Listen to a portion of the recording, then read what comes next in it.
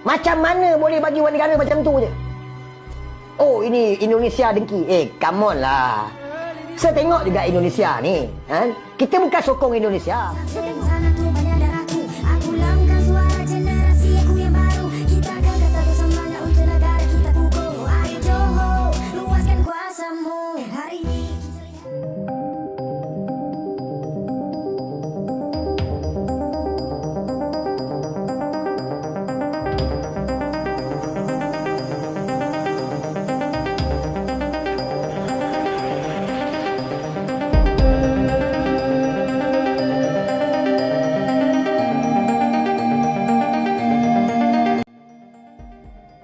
Gagal dengan segala upaya bentukan turnamen, kini Malaysia buat kejutan besar.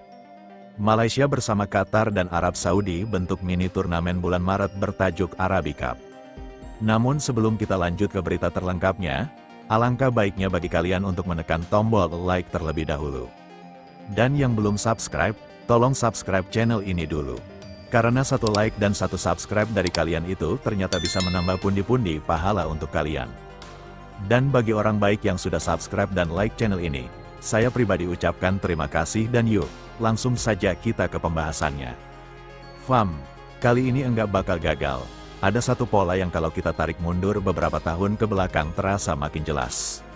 Setiap kali Malaysia gagal masuk dalam orbit turnamen bergengsi atau tersisi dari panggung yang lebih besar, selalu muncul satu manuver baru.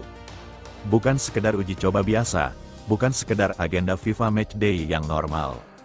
Tapi ambisi membentuk sesuatu yang terdengar besar, terdengar regional, terdengar prestisius. Dan kali ini setelah berbagai upaya yang tak kunjung membuahkan hasil maksimal. Kabarnya mereka kembali hadir dengan gebrakan baru mini turnamen bulan Maret bertajuk Arabic Cup menggandeng Qatar dan Arab Saudi. Kalau kita bedah dari awal, ini bukan pertama kalinya Federasi Sepak Bola Malaysia atau Football Association of Malaysia mencoba menciptakan panggung sendiri. Dalam beberapa tahun terakhir, publik sepak bola Asia Tenggara sudah melihat bagaimana wacana demi wacana dilontarkan dari rencana turnamen regional alternatif. Konsep kompetisi lintas konfederasi sampai ide mengundang negara-negara tertentu untuk membangun poros baru di luar agenda utama AFC. Tapi ujungnya banyak yang menguap sebelum benar-benar matang, kini narasinya berbeda. Mereka tidak bergerak sendiri, nama Qatar dan Arab Saudi diseret ke dalam proyek ini. Dua negara yang dalam satu dekade terakhir memang sedang agresif membangun citra sepak bola global.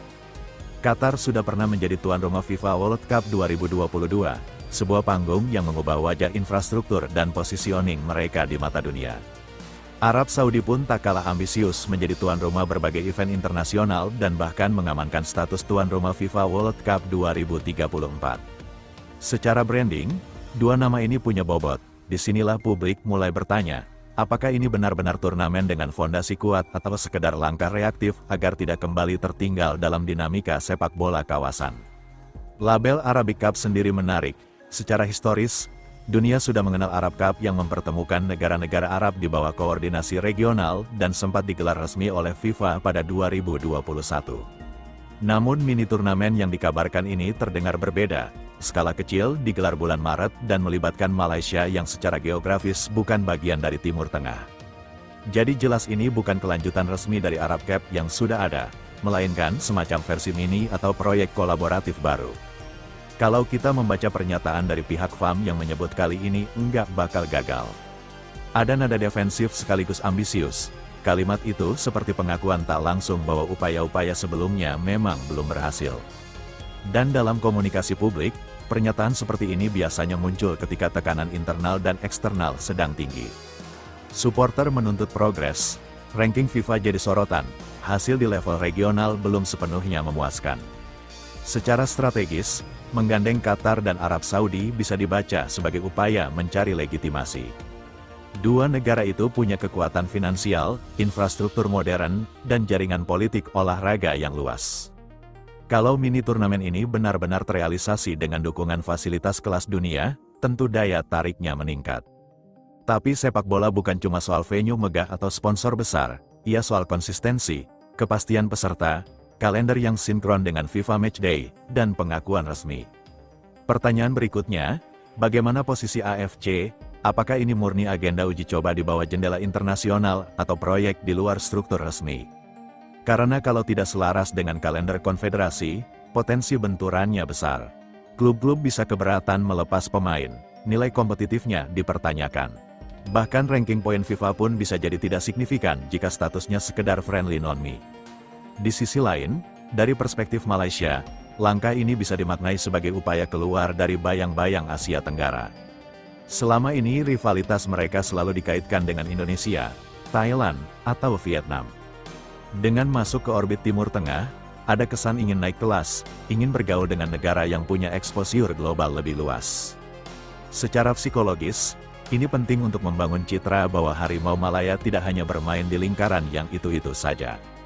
Namun, sejarah mengajarkan membentuk turnamen bukan perkara mudah, dibutuhkan komitmen multitahun. Bukan hanya satu edisi, butuh kepastian broadcast, sponsor, dan dukungan federasi lain. Tanpa itu, label apapun akan cepat pudar. Publik sudah terlalu sering melihat proyek yang gegap gempita di awal tapi senyap setelah satu edisi. Disinilah kredibilitas diuji. Jika benar Qatar dan Arab Saudi terlibat aktif, maka standar ekspektasi otomatis naik.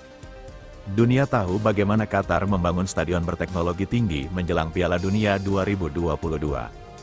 Dunia juga tahu bagaimana Arab Saudi berinvestasi besar-besaran di liga domestik mereka, menarik nama-nama top Eropa untuk meningkatkan pamor mereka. Dengan latar belakang seperti itu, mini turnamen ini tak bisa sekedar jadi ajang seremonial. Buat FAM, ini adalah pertaruhan reputasi. Kalimat kali ini enggak bakal gagal. Bukan cuma janji ke publik Malaysia, tapi juga ke mitra internasional. Jika sampai agenda ini kembali batal atau redup tanpa kejelasan, dampaknya bukan hanya soal malu di media sosial. Ini sangkut trust, dan dalam diplomasi olahraga, trust adalah mata uang paling mahal. Menariknya, momentum bulan Maret biasanya berpatan dengan FIFA Matchday, artinya secara kalender sebenarnya ada ruang. Tinggal bagaimana mereka memastikan partisipasi tim utama bukan skuad lapis 2. Karena kalau yang turun hanya tim eksperimen, nilai kompetitifnya turun drastis. Pada akhirnya publik sepak bola Asia akan menunggu bukti konkret, jadwal resmi, lokasi pertandingan, daftar peserta final, dan konfirmasi status pertandingan di kalender FIFA. Selama itu belum rilis, semua masih sebatas wacana, apakah mini turnamen bertajuk Arabic Cup. Ini akan jadi titik balik Malaysia untuk benar-benar menancapkan eksistensi di panggung yang lebih luas atau justru kembali jadi episode lain dari rangkaian proyek ambisius yang tak pernah benar-benar matang. Maret akan jadi jawabannya, dan kalau kali ini benar-benar berjalan sesuai rencana, mungkin narasi tentang gagal dengan segala upaya perlahan bisa diganti dengan cerita baru tentang federasi yang akhirnya belajar dari kegagalan dan menemukan formula yang tepat. Tapi kalau tidak, publik pasti tak akan lupa bahwa janji enggak bakal gagal pernah diucapkan dengan sangat percaya diri.